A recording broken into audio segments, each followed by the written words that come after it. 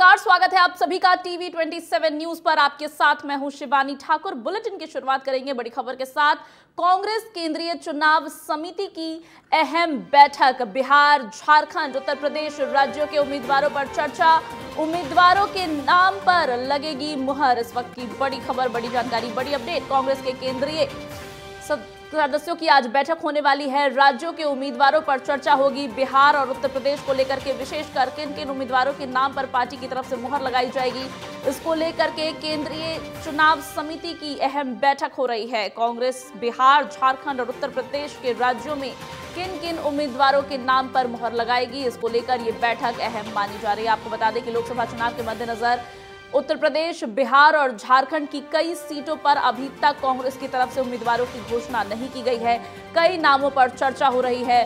बिहार में अगर विशेष करके बात करें तो सीट शेयरिंग की गुत्थी भी काफी हद तक नहीं सुलझी थी। हालांकि अब ये अहम बैठक कांग्रेस की हो रही है, जिसमें उत्तर प्रदेश, झारखंड और बिहार में उम्मीदवारों के नाम पर चर्चा होगी। और इस बैठक के बाद कहा जा रहा है कि उम्मीदवारों के नाम पर मुहर भी लगेगी।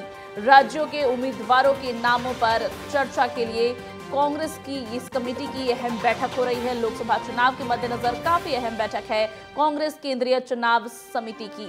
3 राज्य जिसमें बिहार, झारखंड और उत्तर प्रदेश शामिल है, इन राज्यों में उम्मीदवारों के नाम पर मुहर लगाने के हिसाब से ये बैठक काफी अहम मानी जा रही है। उत्तर प्रदेश, झारखंड और बिहार में सीट शेयरिंग की गुत्थी सुलझने के बाद अब उम्मीदवारों के नाम पर मुहर लगाने को लेकर अहम बैठक।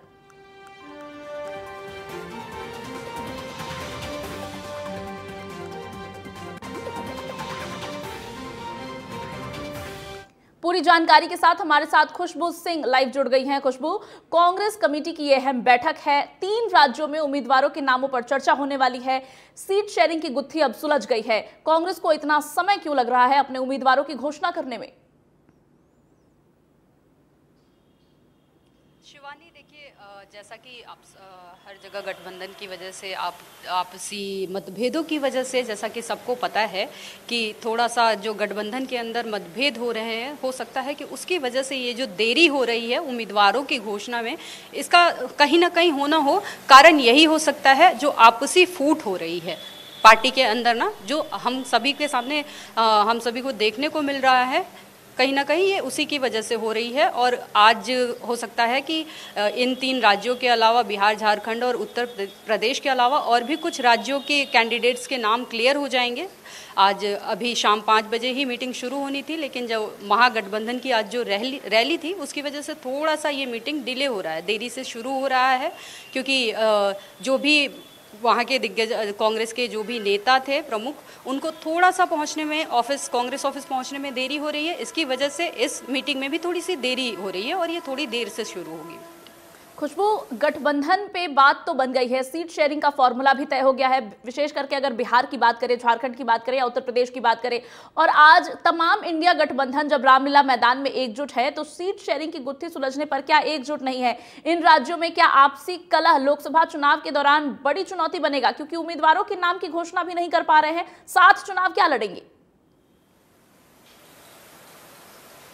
जी बिल्कुल, कहीं ना कहीं जो ये उम्मीदवारों के नामों के घोषणा में देरी हो रही है, उसका कहीं ना कहीं संकेत तो यही मिल रहा है उससे कि ये जो आपसी गठबंधन के अंदर का मतभेद है वो सुलझ नहीं पा रहा है। जैसा आप सभी को पता है, बिहार में जो अभी सीट को लेके, एक पूर्णिया सीट को लेके पप्पू यादव जी का अभी एक मसला फंसा हुआ है, और भी बहुत से ऐसे कैंडिडेट्स हैं जो आपसी पार्टी के अंदर ही बहुत सारी विरोध चल रही हैं। तो उसकी वजह से, और जो अभी एक मंच पे आज सारी पार्टी के प्रमुख लोग एक मंच पे आए, तो और साथ में एक गठबंधन की एक महारैली की, अपना शक्ति प्रदर्शन किया, एक साथ एकजुटता दिखाई। लेकिन ये एकजुटता पार्टी जो लोगों को दिखाई जा रही है, वो पार्टी के अंदर कितनी है? या फिर खुशबू, ये कहा जा सकता है कि जब बीजेपी को घेरने की बारी आती है तो भले ही इंडिया अलायंस के अंतर्गत तमाम पार्टी एकजुट हो जाते हैं, लेकिन जब चुनावी मैदान में उतरने की बारी आती है तो दावेदार दावेदारी को लेकर के आपसी कलह है और आपसी फूट है। हालांकि कांग्रेस की अहम बैठक है। खुशबू, किन किन उम्मीदवारों के नाम पर चर्चा हो रही है? जैसे कि हमने बताया कि खास करके अगर बिहार की बात करें तो कई सीटों पर पेच फंस रहा है। कुछ उम्मीदवार हैं जो अड़े हुए हैं कि हम इसी सीट से चुनाव लड़ेंगे। तो किन नामों पर चर्चा है और कांग्रेस की आज की बैठक में क्या रणनीति निकल करके सामने आएगी ताकि सभी को संतुष्ट किया जा सके? जी, आज जो कांग्रेस की वर्किंग कमेटी थी लगातार इसी मुद्दे पर पिछले कुछ दिनों से लगातार काम कर रही थी कि जो ये सारे मतभेद, जो विवाद चल रहे हैं, जो प्रत्याशियों को रूठना है और किसको कहां से चुना जाए, जिससे ये सारी जो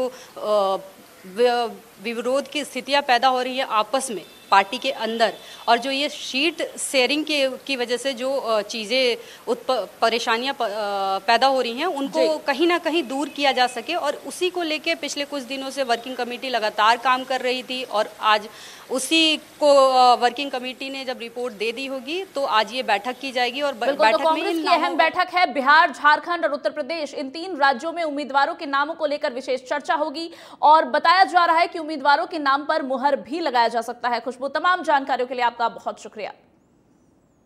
और अब खबरों में आगे बढ़ेंगे। लोकसभा चुनावों की तारीख के ऐलान के बाद प्रधानमंत्री नरेंद्र मोदी पहली रैली को संबोधित करने जाटलैंड पहुंचे। रैली के दौरान पीएम मोदी ने कहा कि भारत का समय आ गया है, भारत अब चल पड़ा है, 10 साल में विकास का ट्रेलर देखा है। ये चुनाव सरकार बनाने के लिए नहीं, देश बनाने के लिए है। आपने देखना है कि ब्रज में कान्हा राधा को इस बार होली खेली, इस बार अवध में रामलला ने भी खूब होली खेली। पीएम, सीएम योगी और हरियाणा के सीएम नायब सिंह सैनी के साथ मंच पर सहयोगी दलों के 4 नेता मौजूद रहे। इनमें आरएलडी प्रमुख जयंत चौधरी, अपना दल की राष्ट्रीय अध्यक्ष अनुप्रिया पटेल, सुभाषपा के राष्ट्रीय अध्यक्ष ओपी राजभर, निषाद पार्टी के संजय निषाद मौजूद रहे। इससे पहले मंच पर पीएम का यूपी के सीएम योगी आदित्यनाथ ने स्वागत किया। इसके बाद मंच पर मौजूद नेताओं ने मोदी को हल भेंट किया।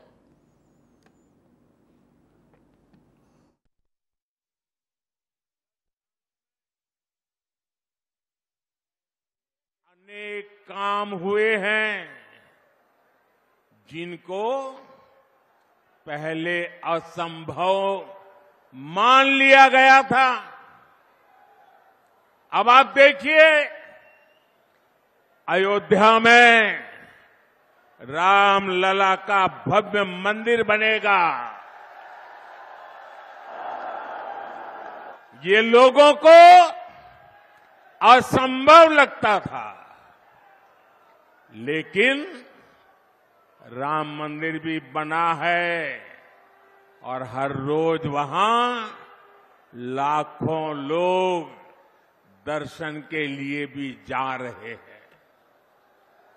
और आपने देखा है, ब्रज में कान्हा और राधा तो हर बार की तरह होली खेले ही। इस बार अवध में रामलला ने भी खूब होली खेली। एक तरफ जहां जाटलैंड मेरठ से प्रधानमंत्री नरेंद्र मोदी ने चुनावी शंखनाद किया, तो वहीं दिल्ली के रामलीला मैदान में इंडिया ब्लॉक की लोकतंत्र बचाओ महारैली हुई। लोकसभा चुनाव से पहले विपक्षी गठबंधन की ये बड़ी रैली रही। इसमें सोनिया गांधी, प्रियंका गांधी, राहुल गांधी, उद्धव ठाकरे, अखिलेश यादव, सीताराम येचुरी, महबूबा मुफ्ती, फारूक अब्दुल्ला के अलावा अरविंद केजरीवाल की पत्नी सुनीता केजरीवाल और हेमंत सोरेन की पत्नी कल्पना सोरेन भी मौजूद रही। यानी कि इंडिया गठबंधन की तमाम पार्टियों के बड़े चेहरे इस रैली में मौजूद रहे। रैली को सबसे पहले उद्धव ठाकरे ने संबोधित किया। उद्धव ने कहा कि कल्पना सोरेन और सुनीता केजरीवाल हमारी बहन है। हम इस तानाशाही सरकार के खिलाफ हमारी बहनें लड़ रही हैं, तो हमारे जैसे भाई कैसे पीछे रह सकते हैं। भाजपा को मैं चुनौती देता हूं कि आप अपने बैनर पर लगा दो कि भाजपा के साथ जो पार्टी है वो ईडी, सीबीआई और आईटी है। और भी नेताओं ने क्या कुछ कहा, आइए आपको सुनवाते हैं। डेमोक्रेसी चाहते हैं या तानाशाही, आपको तय करना होता। आप डेमोक्रेसी चाहते हैं ना? अरे लोकतंत्र चाहते हैं या नहीं? जो लोकतंत्र चाहते हैं वो हाथ उठाइए दोनों, और जो तानाशाही का समर्थन करते हैं उनको इस देश से निकाल के फेंकना पड़ेगा। ये लोग आज ये तो देखिए, ये बीजेपी खास करके ये एक पॉइजन के जैसा है, आरएसएस ये पॉइजन के जैसा है। अगर आप चाहते हैं चलो भाई इसको भी हम देख लेंगे थोड़ा चाट के, क्या बोलते हैं आपके इसमें मुझे मालूम नहीं, चाट के, तो चाट के अगर विष को देखेंगे तो भी मरेंगे, विष पिएंगे तो भी मरेंगे। तो वैसा चाट के एक बार देखने के लिए मत जाओ, और एक बार देखे हैं तो मोदी देश को खराब करता है। अगर हिंदुस्तान में मैच फिक्सिंग का चुनाव बीजेपी जीते और उसके बाद संविधान को उन्होंने बदला, तो इस पूरे देश में आग लगने जा रही है। जो मैंने कहा याद रखो, इंडिया गठबंधन की 5 सूत्री मांगे भारत के चुनाव आयोग को लोकसभा चुनावों में समान अवसर सुनिश्चित करना चाहिए। दूसरी मांग, चुनाव आयोग को चुनाव में हेराफेरी करने के उद्देश्य से विपक्षी राजनीतिक दलों के खिलाफ इनकम टैक्स, ईडी और सीबीआई द्वारा की जाने वाली बलपूर्वक कार्रवाई को रोकना चाहिए। तीसरी मांग, श्री हेमंत सोरेन एवं श्री अरविंद केजरीवाल जी की तत्काल रिहाई की जाए। चौथी मांग, चुनाव के दौरान विपक्ष के राजनीतिक दलों का आर्थिक रूप से गला घोटने की जबरन कार्रवाई तुरंत बंद होनी चाहिए। पांचवी मांग, चुनावी बांड का उपयोग करके बीजेपी द्वारा बदले की भावना, जबरन वसूली और धन शोधन के आरोपों की जांच के लिए सुप्रीम कोर्ट की निगरानी में एक एसआईटी गठित हो जानी चाहिए। आइए मिलकर एक नया भारत बनाते हैं, 140 करोड़ लोगों के सपने का भारत, एक ऐसा भारत जहां हर इंसान को भरपेट खाना मिलेगा, हर हाथ को काम मिलेगा, कोई बेरोजगार नहीं होगा, कोई गरीब नहीं होगा, कोई अनपढ़ नहीं होगा, हर बच्चे को अच्छी शिक्षा मिलेगी, चाहे वो अमीर का बच्चा हो या गरीब का, हर बीमार को अच्छा इलाज मिलेगा, चाहे वो अमीर हो या गरीब। देश के कोने कोने में 24 घंटे बिजली होगी, देश के हर गांव में शानदार सड़कें होंगी। एक ऐसा भारत होगा जो पूरे विश्व में शिक्षा का केंद्र होगा, जहां दुनिया भर के युवा पढ़ने के लिए आएंगे। एक ऐसा भारत बनाएंगे जो साइंस और टेक्नोलॉजी में वर्ल्ड लीडर होगा। इस देश के प्रजातंत्र और संविधान को बचाना हो तो इनके खिलाफ जो राजनैतिक शक्तियां आज भारतीय जनता पार्टी और उनके साथी तो दिखा रहे हैं, इस बारे में हम लोगों को सोचने का समय आ गया और सोचना हो। आज केजरीवाल पर हमला हुआ, उनको जेल में भेजा, इससे पहले झारखंड के मुख्यमंत्री को इसी तरह से भेजा, और इससे पहले चाहे दिल्ली के हो, चाहे महाराष्ट्र को हो, चाहे पश्चिम बंगाल के हो, कई राजनीतिक नेता, चाहे एमएलए हो या पार्लियामेंट का सदस्य हो, उन्हें जेल में भेजने का काम ये सरकार ने किया। ये लोग जो नारा देते हैं 400 पार, ये लोग जो नारा दे रहे हैं 400 पार, अगर आपके 400 पार हो रहे थे तो आम आदमी पार्टी के नेता से आपको घबराहट किस बात की है? किस बात की घबराहट है? आपने अरविंद केजरीवाल मुख्यमंत्री को जेल भेज दिया, मुख्यमंत्री हेमंत सोरेन को जेल भेज दिया। और मैं तो उस उत्तर प्रदेश से आता हूं जिस उत्तर प्रदेश के लोगों ने भारतीय जनता पार्टी को मौका दिया, उनका स्वागत किया। लेकिन याद रखें, उत्तर प्रदेश के लोग अगर स्वागत करते हैं तो समय आने पर धूमधाम से विदाई भी करते हैं। और जो आपने चुने हुए मुख्यमंत्रियों को जेल भेजा है, न केवल भारत के लोग बल्कि दुनिया के लोग भारतीय जनता पार्टी पर थू थू कर रहे हैं। आपने चुने हुए लोगों को, मुख्यमंत्रियों को जेल भेज दिया।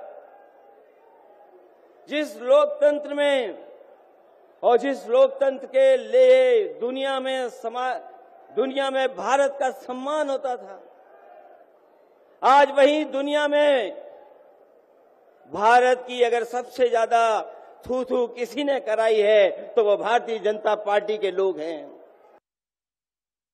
आप सब लोग हम लोग जब आवाज उठाते हैं तब मोदी जी और उनकी जो सेल है पार्टी की, उस पार्टी का सेल में कौन है? ईडी है, सीबीआई है, इनकम टैक्स है। लालू जी को तो कई बार सताया गया, मेरे ऊपर मुकदमा किया गया, मेरी मां पर, मेरी बहनों पर, मेरे जीजाओं पर, मेरे पिता के जितने संबंधी थे सब पर केस मुकदमा किया। अभी बिहार चले जाइए, कई हमारे नेताओं पे छापेमारी चल रही है, कई जगह ईटी का रेड चल रहा है, आईटी का रेड चल रहा है। लेकिन हम लोग घबराने वाले लोग नहीं। आज देश में जिस हिसाब से हेमंत सोरेन जी को और अरविंद केजरीवाल को गिरफ्तार करने का काम इन बीजेपी के लोगों ने किया है, तो उनको हम बता दें कि इनके गीदड़ भपकी से हम लोग डरने वाले नहीं हैं। हम लोग संघर्ष करने वाले लोग हैं। और पिंजरे में तो शेर ही को कैद किया जाता है। सब लोग शेर हैं। आप लोगों ने ताकत दिया है, आपकी लड़ाई हम लोग लड़ रहे हैं। बात अब कांग्रेस की करेंगे। कांग्रेस जिसकी मुश्किलें थमने का नाम नहीं ले रही है। कांग्रेस को इनकम टैक्स डिपार्टमेंट ने अब नया नोटिस दे दिया है। इसमें 2014 से 2017 के लिए 1745 करोड़ रुपए के टैक्स की डिमांड की गई है। इस नए नोटिस के साथ कांग्रेस पर टैक्स डिमांड बढ़कर 3,567 करोड़ रुपए हो गए हैं। न्यूज एजेंसी पीटीआई के मुताबिक 2014 से 2015 के लिए 663 करोड़ रुपए, 2015 से 2016 के लिए 664 करोड़ रुपए और 2016 से 2017 के लिए 417 करोड़ रुपए का टैक्स डिमांड नोटिस कांग्रेस को भेजा गया है। कांग्रेस से जुड़े सूत्रों का दावा है कि आईटी विभाग ने राजनीतिक दलों को मिलने वाली टैक्स रिबेट खत्म कर दी है और पूरे कलेक्शन के लिए पार्टी पर टैक्स लगा दिया है। रिपोर्ट्स में यह भी कहा गया है कि जांच एजेंसी ने छापे में कांग्रेसी नेताओं से जब्त डायरियों की थर्ड पार्टी को लेकर हुई एंट्रीज पर भी टैक्स लगाया है। कांग्रेस की मुश्किलें इनकम टैक्स डिपार्टमेंट की तरफ से लगातार बढ़ती ही जा रही है। इनकम टैक्स है कि मानती नहीं, एक के बाद एक नोटिस कांग्रेस को थमाया जा रहा है और कांग्रेस इस पूरे मुद्दे पर सफाई देते हुए कह रही है कि ये बीजेपी की राजनीतिक साजिश है। पार्टी को चुनाव के पहले, यानी कि आगामी लोकसभा चुनाव के पहले कमजोर करने की एक साजिश है। आपको बता दें कि कांग्रेस ने एक वोट एक नोट का नारा देना भी शुरू कर दिया है, यानी कि क्राउड फंडिंग का सहारा भी कांग्रेस को अब लेना पड़ रहा है। इनकम टैक्स डिपार्टमेंट की तरफ से लगातार तीसरा नोटिस कांग्रेस को दे दिया गया है और जवाब तलब किया गया है। वहीं कांग्रेस की तरफ से इस पूरे मुद्दे पर कहा जा रहा है कि कांग्रेस को कमजोर करने की ये एक राजनीतिक साजिश है। बीजेपी को इस पूरे मुद्दे पर कांग्रेस घेरने की कोशिश कर रही है। वही सरकार यानी कि केंद्र अभी सत्तारूढ़ पार्टी का कहना है कि जो भी रिश्वतखोरी या टैक्स की चोरी हुई है उस पर जवाब देना होगा। पूरी जानकारी के साथ हमारे साथ संवाददाता दिनकर जुड़ गए हैं, उनके पास चलेंगे। कांग्रेस की मुश्किलें थमने का नाम नहीं ले रही है, लगातार तीसरी नोटिस है, ये कहकर कब तक बचेंगे कांग्रेस के लोग कि एक राजनीतिक साजिश है? दिनकर जी बिल्कुल शिवानी, बता दें कांग्रेस को लोकसभा चुनाव से पहले एक बड़ा झटका फिर से लगा है और आईटी की तरफ से तीसरी नोटिस कांग्रेस को जारी हुई है। अगर अब तक के इन तीनों नोटिस की टोटल अगर हम रेवेन्यू को देखें तो लगभग 3500 करोड़ रुपए के आसपास के नोटिस कांग्रेस को जारी कर दिए गए हैं। और जो ये तीसरी नोटिस जारी की गई है 2016 और 17 के इनकम टैक्स को लेकर है। दर्शकों को ये बता दें सबसे पहले कि राजनीतिक दल जितने भी हैं उन्हें इनकम टैक्स में छूट मिलती थी, जिसका हवाला लगातार कांग्रेस पार्टी की तरफ से दिया जा रहा है, चाहे वो क्राउड फंडिंग हो या फिर पॉलिटिकल फंडिंग या कॉर्पोरेट फंडिंग। उसमें पहले छूट दिया जाता था, जिसे अब सूत्रों के हवाले से जानकारी मिली है कि आईटी ने समाप्त कर दिया है। अब उस पे भी टैक्स लगेगी। इसी को लेकर बार बार नोटिस भेजा जा रहा है और पुराने मामले को लेकर भी नोटिस आया है। टोटल 3567 करोड़ के नोटिस आ चुके हैं, जिसको लेकर लगातार कांग्रेस पार्टी की तरफ से खेद जताया जा रहा है। दिल्ली के रामलीला मैदान से भी राहुल गांधी हो, प्रियंका गांधी हो, मल्लिकार्जुन खड़गे हो, तमाम बड़े नेताओं ने इस पर सवाल उठाए हैं। दिनकर, कांग्रेस पार्टी की तरफ से इसको राजनीतिक साजिश कहा जा रहा है। यह कहा जा रहा है कि लोकसभा चुनाव से पहले पार्टी को आर्थिक तौर पर कमजोर करने के लिए बीजेपी की एक साजिश है।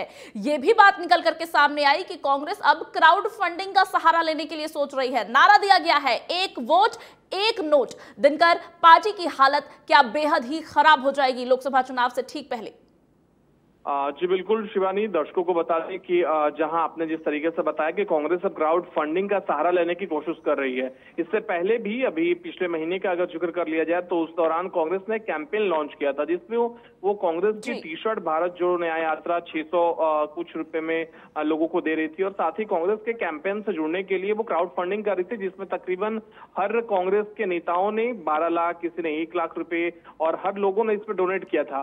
उस पे भी इनकम टैक्स का नोटिस आया था। और आपको बता दें कि कल ही अजय माकन जो कि कांग्रेस के नेता हैं और उन्होंने कोषाध्यक्ष हैं, उन्होंने प्रेस कॉन्फ्रेंस कर कहा कि जिस मामले में हमें नोटिस दी जा रही है सेम बीजेपी के 4200 करोड़ रुपए फ्रीज करने चाहिए, लेकिन आईटी की तरफ से बीजेपी पर कार्रवाई नहीं की जा रही है। तो इसे एक लोकसभा चुनाव से पहले प्लेइंग लेवल फील्ड को बिगाड़ने का आरोप लगाया जा रहा है कांग्रेस की तरफ से। बीजेपी के दबाव में आईटी कार्रवाई कर रही है।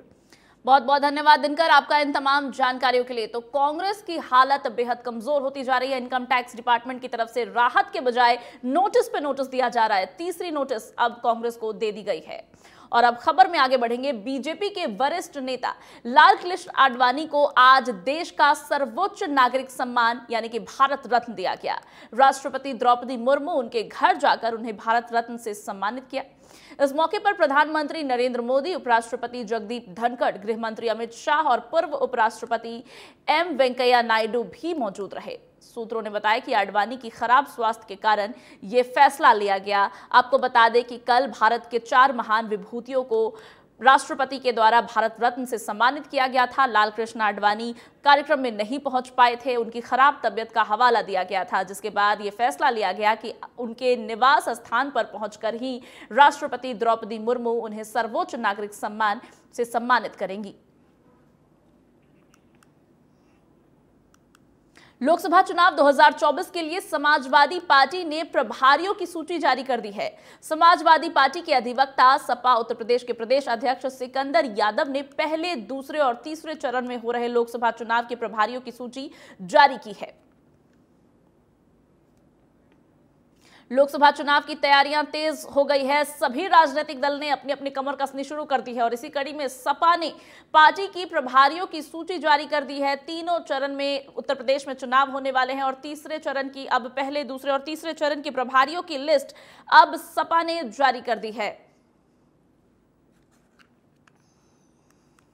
सपा की इन सूची में वो तमाम चुनाव प्रभारियों के नाम शामिल हैं जो लोकसभा चुनाव की कमान सपा के लिए संभालेंगे। पहले, दूसरे और तीसरे चरण के चुनाव के लिए सपा ने अपने चुनाव प्रभारियों की लिस्ट जारी कर दी है।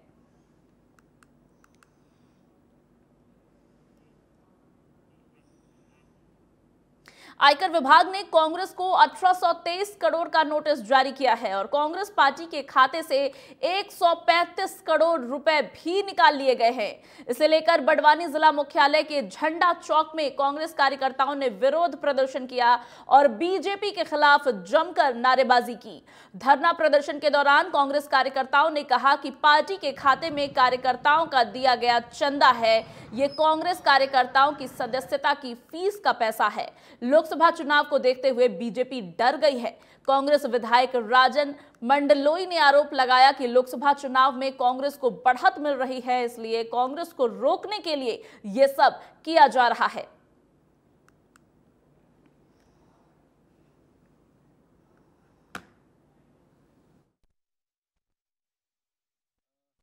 आज अखिल भारतीय कांग्रेस कमेटी के निर्देश पर पूरे देश के अंदर धरना आयोजित किए गए हैं। इसी तारतम्य में हमने बड़वानी के अंदर, चूँकि हमको कहीं अनुमति नहीं मिली और इसलिए हम आज हमारे कांग्रेस कार्यालय के सामने बैठकर जनता में ये मैसेज देने जा रहे हैं और जनता को हकीकत से रूबरू करा रहे हैं।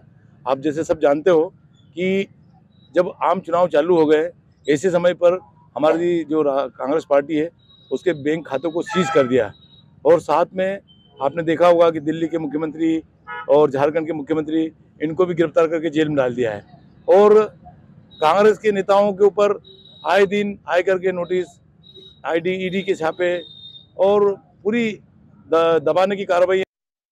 इनकम टैक्स द्वारा 1823 करोड़ का नोटिस दिया गया है।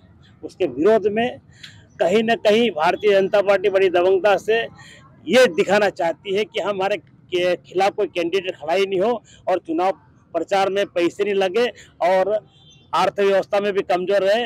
परंतु ये कांग्रेस पार्टी है, आपके माध्यम से बताना चाहूँगा कि कांग्रेस पार्टी है, ये जन जन तक पहुंचकर अपना परचम लहराएगी और भारतीय जनता पार्टी की जो दमनकारी नीतियां है उसको जनता के बीच ले जाएगी और संगठन के माध्यम से, भाई राजन भाई ने बताया कि संगठन के माध्यम से हम बूथ लेवल।